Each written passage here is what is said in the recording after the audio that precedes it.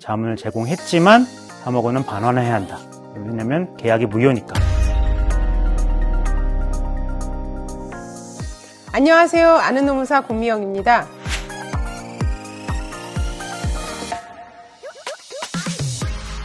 요즘 이사의 충실 의무 대상을 기존 회사에서 회사 및 주주로 확대하는 상법 제382조의 3 개정안이 계속 화제가 되고 있습니다.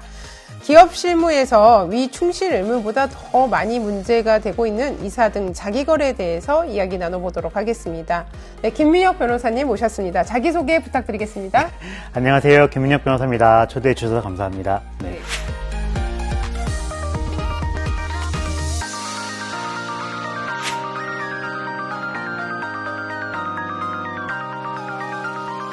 변호사님, 먼저 이사 등 자기거래라는 것이 무엇인가요?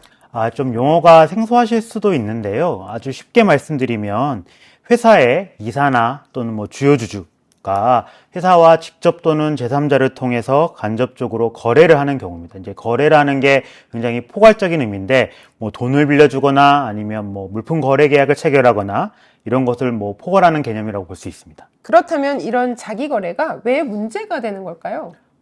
생각을 해보시면 아주 쉬운 문제인데요. 예를 들어서 회사에서 이사에게 돈을 빌려주게 되면 이사는 당연히 저리로 빌리게 될 가능성이 높겠죠. 또 거래를 하게 되면 더 싸게 물건을 공급받거나 이렇게 될 가능성이 있습니다. 그래서 회사와 이사가 거래를 하게 되면 회사가 아닌 이사 개인의 이익을 우선할 가능성이 있기 때문에 이에 상충의 문제가 발생할 수 있고, 또 그렇게 된다면 주주나 또는 회사의 채권자들이 이제 또 피해를 보게 되겠죠. 신뢰를 저해될 수가 있고, 그렇기 때문에 상법에서는 이런 이사 등 자기거래에 대해서는 일정한 요건을 충족해야 효력이 있는 것으로 인정하고 있습니다.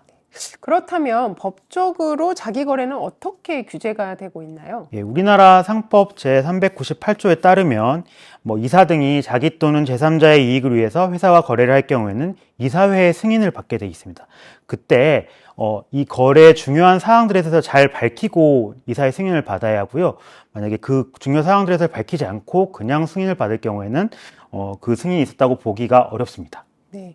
위에 어떤 자기거래 규정이 적용되는 대상자의 범위가 있을 것 같거든요. 네, 사실 제가 계속 이사 등 자기거래라고 하고 있는데 회사의 이사뿐만 아니라 발행주식 총수의 의결권 있는 발행주식 총수의 10% 이상을 가지고 있는 주요 주주, 그리고 그 이사나 주요 주주의 배우자, 직계, 존비속, 그 다음에 이사나 주요 주주가 지배하고 있는 회사들, 이게 굉장히 이 이사 등의 범위가 아주 넓습니다. 그래서 이 부분은 특히 더 주의를 기울이셔야 됩니다. 실제로는 이런 분들이랑 실제 거래가 분명히 있는 경우도 있을 것 같거든요. 그러면 이사 등 그 회사 사이의 모든에 해당하시는 분들이 회사와의 사이에서 모든 거래가 위 거래 규정에 적용이 될까요? 좀 그렇지는 또 않을 것 같거든요. 네, 그렇지는 않습니다. 예를 들어서 이사 등과 회사 간에 예상충 우려가 없는 것들, 예를 들어 일상적인 거래나 아니면 예를 들어서 이사 등이 회사가 운영하는 호텔이나 식당에 가서 정당한 대가를 치르고 밥을 먹거나 투숙하는 경우에는 당연히 해당이 안 되겠죠. 그리고 회사에게만 이익이 되는 거래, 예를 들어서 이사가 회사에게 아주 저리로 돈을 빌려준다거나 증여를 하거나 미리 정해진 계약에 따라 채무만 이행하는 경우에는 이사의 승인을 받을 필요가 없습니다. 네, 그럼 결국은 정당하거나 회사에 도움이 되는 경우는 괜찮다. 맞습니다. 이렇게 네. 정리하면 될 것 같습니다. 네. 자, 근데 어쨌든 이게 문제가 되다 보니까 무효가 되는 자기거래가 분명히 있을 것 같거든요. 네, 그러면 사후적으로 이사회에서 승인할 수가 있나요?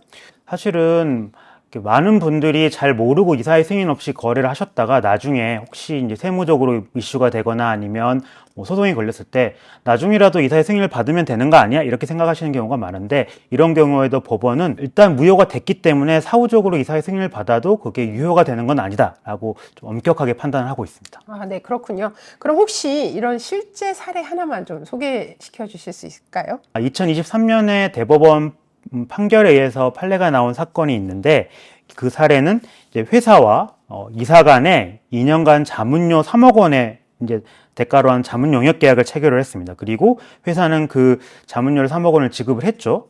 근데 그 자문료를 지급한 지 3년이 지난 다음에 회사가 세무조사를 받았는데, 그 세무조사에서 이 거래가 이사의 승인 없이 이루어진 거래다라고 적발이 된 겁니다. 그래서 회사에게 법인세 및 가산세가 부과가 됐습니다. 네.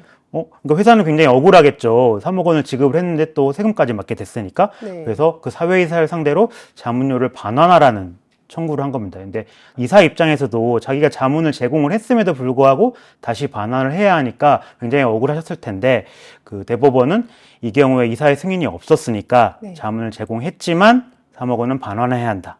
왜냐면 계약이 무효니까, 이런 판단을 내렸습니다. 뭐 실제 자문을 하고도 다시 돈을 돌려줘야 된다 그러면 조금 억울하시긴 할 것 맞습니다. 같아요. 네네. 네. 어쨌든 이 자기 거래가 무효가 되는 것과는 별개로 이사 본인에게도 혹시 또 어떤 문제가 발생하나요? 그렇습니다. 예를 들어서 이사회 승인 없이 자기 거래를 한 상태에서 그 거래 때문에 회사에 손해가 발생을 하게 되면 이제 그거는 민사상, 그러니까 손해배상 책임을 당연히 물게 될 수도 있고, 또 형사적으로 배임 이슈가 생길 수도 있습니다. 아까 말씀드린 그 예시 사례에서도 회사가 사실은 그 이사에게 자문료를 돌려달라고 청구하게 된 것도 그 배임 이슈가 걱정이 돼서 청구를 하게 된 것입니다. 네. 그렇다면 자기 거래에 대해서 기업이나 뭐 이사나 아까 앞에서 설명해 주신 범위에 해당되시는 분들이 정말 주의를 기울여야 될 것 같아요. 그럼 기업이 자기 거래를 적절하게 관리하는 어떤 방안이 있을 것 같거든요. 일단은 뭐 원론적인 말씀인데, 일단 자기 거래를 하게 되면 일단 이게 이사의 승인 사항이 아닌지 좀 검토를 해야 하고, 좀 애매한 경우라면 일단 이사의 승인을 거칠 필요가 있습니다. 보통 이제 주주들 또는 채권자들한테 이런 이사와의 거래가 있다라는 거를 미리 좀 알릴 필요도 있을 것 같고요. 그리고 뭐 요즘에 최근에 그러니까 대기업들 같은 경우는 내부 감사 시스템을 좀 강화해가지고 자기 거래가 있는지 여부를 확인을 하는데, 이런 거를 좀 도입을 하실 필요도 있을 것 같습니다. 네, 오늘 저도 변호사님 설명 좀 들으니까 이사 등 자기 거래에 대한 내용 조금 개념이 잡히는 것 같습니다. 네, 오늘 좋은 내용으로 설명해 주신 거 너무너무 감사드립니다. 네, 마지막으로 기업과 그 거래를 하시는 내지는 이사 등 이 범위에 해당되시는 분들께 혹시 조언하실 말씀 있으실까요? 기업이 계속 유지가 되려면 투명 경영이 필수인 것 같습니다. 그래서 자기 거래가 모든 자기 거래가 다 금지되는 건 아니지만, 또 그런 걸 조심하고 또 공정성, 합리성을 갖춰서 거래를 진행해야 할 필요가 있을 것 같습니다. 그래서 그런 부분은 항상 조심하시고 유의를 기울이셔야 될 것 같습니다. 네, 변호사님 너무 감사드립니다. 앞으로도 많은 기업들이 윤리적이고 투명한 경영을 실천하셔서 기업 성장에 좀 도움이 되셨으면 합니다. 네, 오늘 내용이 좀 도움이 되셨을까요? 네, 도움이 되셨다면 구독과 좋아요 부탁드리겠습니다.